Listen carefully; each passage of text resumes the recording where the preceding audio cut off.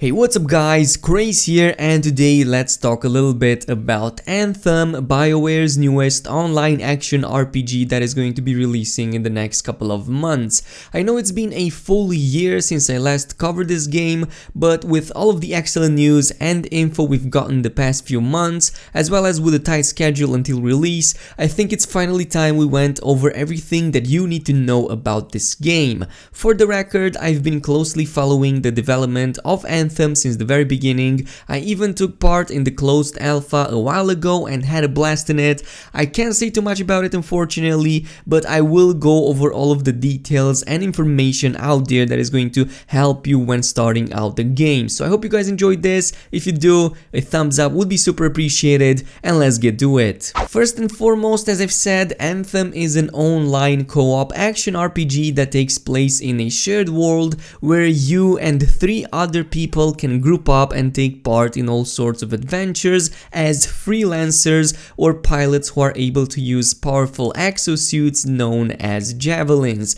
The world of Anthem is vast, ever-changing, and is planned to be expanded over time, with the narrative moving forward depending on your own choices, as well as seasonal events that the developers are planning to bring in regularly in the game. There is a story here that pushes you forward, involving gods called Shapers who have left behind huge pieces of powerful technology that was used to command a force called the Anthem of Creation to form the planet where the game takes place on. The planet's name has yet to be revealed, but we do know that this is not Earth, and the humans inhabiting it are not Earthlings either, but rather they have been born on it. As you might have seen from the trailers, the game features a central hub area called Fort Tarsis, where you'll be able to take main story missions, contracts for various other factions, interact with NPCs, as well as purchasing and crafting certain types of gear, among many other things. Here is where you'll also come in contact with various other factions that exist in the game, some of which can be your allies, while others will wage war upon you. One of the main enemy factions in the game, and also the one that is most prevalent in the main story, it is called the Dominion. Their leader is ominously called the Monitor, and he was recently revealed in a story trailer which introduced him. It was pretty badass, but he basically wants to use the tools left behind by the old gods in order to control the power of the Anthem of Creation for whatever evil and destructive ambition he might have. And that's basically the summary of the game and the story itself, and all you need to know for the time being. The second thing on today's list that I want to go over is the fact that Anthem puts a ton of emphasis on character creation and customization, and basically everything vanity related. Not only is there an extensive in-game character creator for your human pilot, but there's also a ton of customization options for the javelins he's going to be able to use. For the record, the human pilot you'll create in the beginning of the game and the javelin exosuits are separate things, and most of the customization options will go towards these javelins rather than the human pilot, as they are the ones that you'll be using the most and seeing the most throughout the game. But for now, all you need to know is that there are 4 javelins in total in the game, with more being planned out later down the line. So we have the Ranger, which is the javelin that everybody starts with in the beginning of the game. It's a good all-around exosuit, very versatile, and it can access almost any weapon type. Then we have the Colossus, a massive tank type javelin that trades mobility for better defense capabilities, both for itself as well as for the rest of the party. The Storm, which can use elemental attacks from afar and set up combos, primers and detonators for himself and his team. And finally we have the Interceptor, a small yet very agile javelin that kind of fits the rogue role of this game. It has very fast attacks and he can quickly get close to the enemy as well as disengage from it in case of danger. Unlocking these will be mostly level dependent, and you can do so in whatever order you want, roughly every 5 levels or so, with the last one being unlocked somewhere around level 20 or 25, it depends how much it changes until the game goes live, but that is all you need to know about this. Now, in terms of customization options for these javelins, as I've said, they are very extensive, some of the most extensive I've seen in any RPGs up until now, and this includes skins for your helmet, arms, chest and legs. And to give you an example, the skins that come with the Legion of Dawn edition feature alternate skins for all of the 4 javelins and for all of the 4 armor slots that these javelins can hold.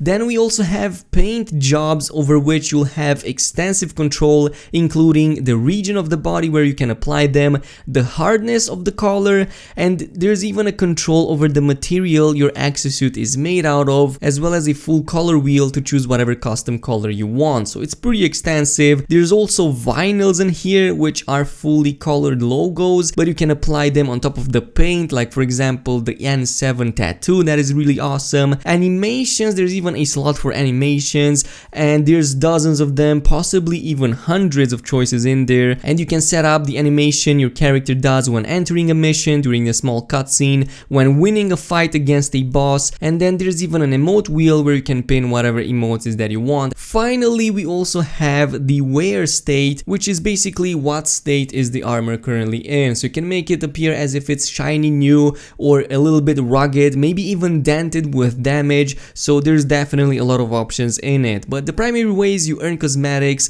are obviously by unlocking them in game through various means and by completing certain types of content, and of course by purchasing them from the cash shop. Once acquired, these will be permanent, meaning that you'll be able to use them multiple times, as many times as you want to, and you even have the possibility to create stylized loadouts for each individual javelin in case you like to run with certain types of themes. This brings me to the 4th point on today's list, which is of course microtransactions. I know this is a big concern for people, especially since we're talking about an EA video game, but you might be surprised to hear that BioWare is aiming for a very consumer-friendly cash shop over here. To summarize it all, yes, there's going to be an in-game premium currency you can purchase with real-world money, but the items you'll be able to purchase from the cash shop will be exclusively cosmetic, so no loot boxes and definitely no pay-to-win stuff. Furthermore, according to the developers, the cosmetics in the microtransaction shop will be acquirable by in-game means, so generally speaking, you won't feel left behind if you don't throw money at the game. In terms of DLCs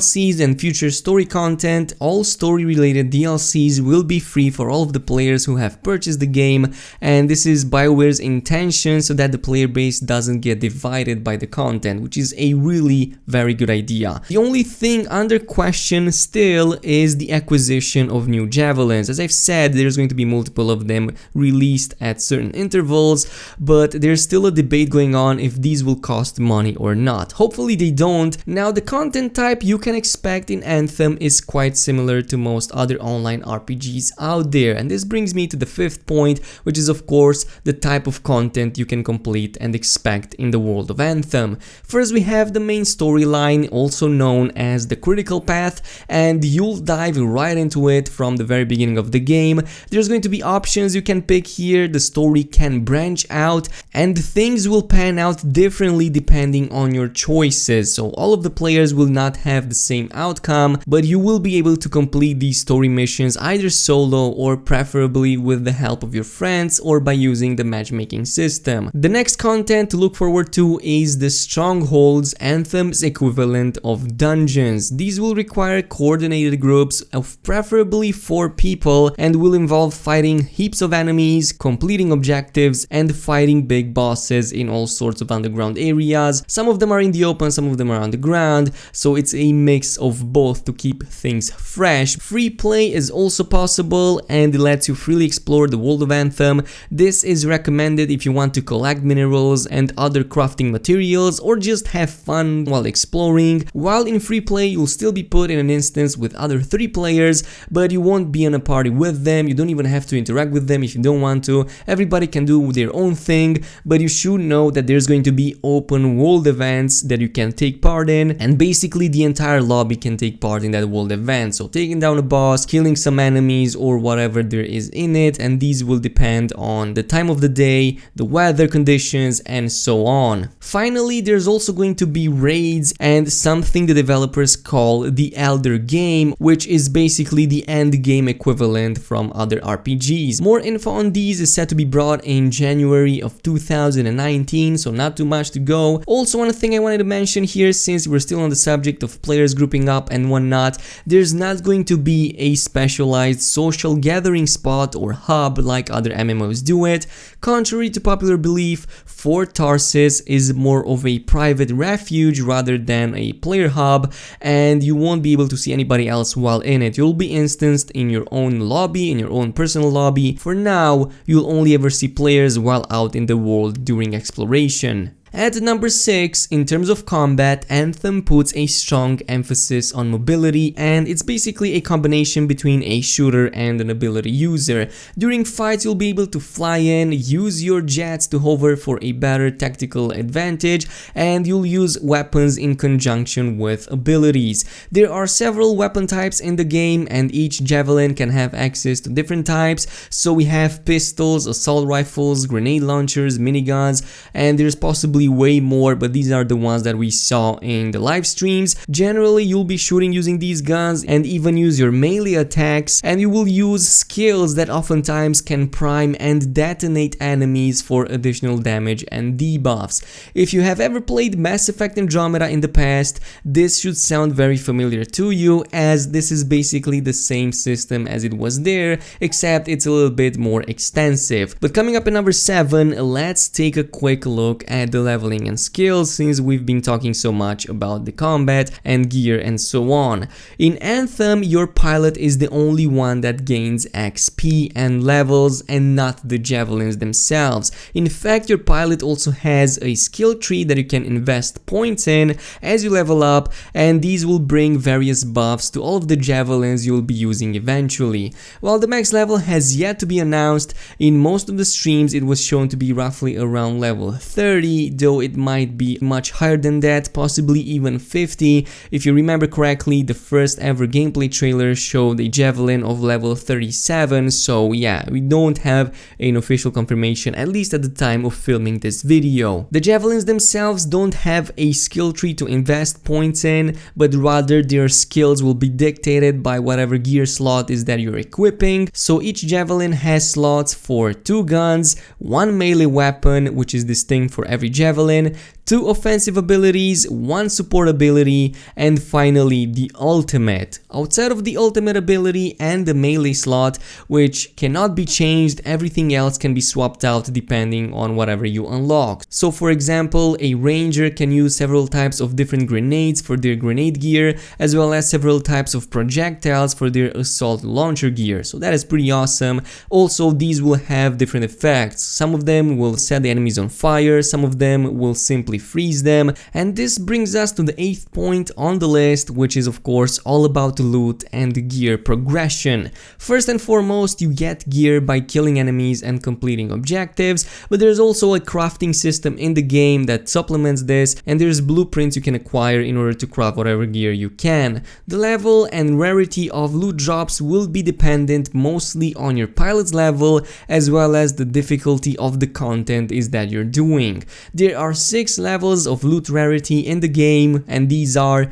common, uncommon, rare, epic, masterwork, and finally legendary. All activities in the game have difficulty settings you'll be able to change. From the easiest to the hardest difficulty, we have the Lancer, the Freelancer, and finally the Master, and these will be available from the get-go. If you finish the critical path, then there's going to be additional 3 difficulty levels of Grand Master, and the way all of these work is pretty simple. They buff up the enemies and health, as well as the quality and frequency of the loot drops. Some of the high difficulty levels, especially the Grandmasters, will require and recommend minimum Javelin rarities. So yeah, there's going to be a lot of discussion about this later on, but for now this is all you need to know. Now, one thing you should know about loot is that when an item drops, you'll see it having a generic name, such as for example Epic Assault Rifle or Legendary Pistol. What this means is that you'll have to decrypt these items back at Fort Tarsis, and upon decrypting them is when you'll see their stats as well as the bonuses, aka the inscriptions. These inscriptions are grouped up in several categories and there are over 100 of them in the game. They generally provide buffs to your damage, to your hover time, ammo pickup and so on, so it kind of depends. They all fit a category like offense, defense, support and so on.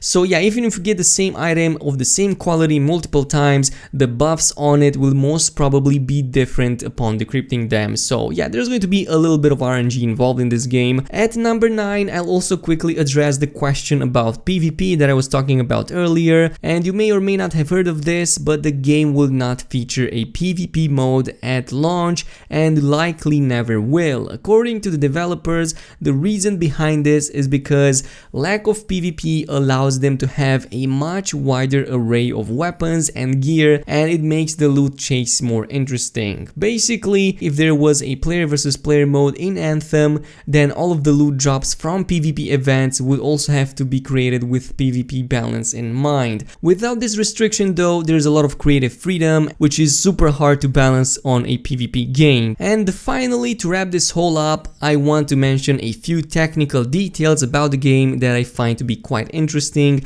and you should probably know of them as well. First of all, the game works on dedicated servers, which means that the entire world of Anthem will be synced up for everybody, no matter where they play from. This includes the time of the day you see, the weathers, as well as the world events that spawn. In terms of graphical settings and FPS, the game is set to run at 60 FPS on PC, assuming of course your system can handle it, and similarly newer console models such as the Xbox One X and the PS4 Pro are set to have their frame rates uncapped, though I doubt we're going to see anywhere close to 60 FPS on these ones, most probably around 40, 45, 50 depending on the scene. Oh, and one final note, there's likely not going to be crossplay for these, but the devs are looking into cross-platform saves, hopefully to transfer our progression from one platform to another, which I find freaking awesome. And that pretty much summarizes everything that you need to know currently about Anthem. I'm going to cover it extensively on this channel. As always, if you enjoyed this video, make sure to leave a thumbs up on it and subscribe to the channel,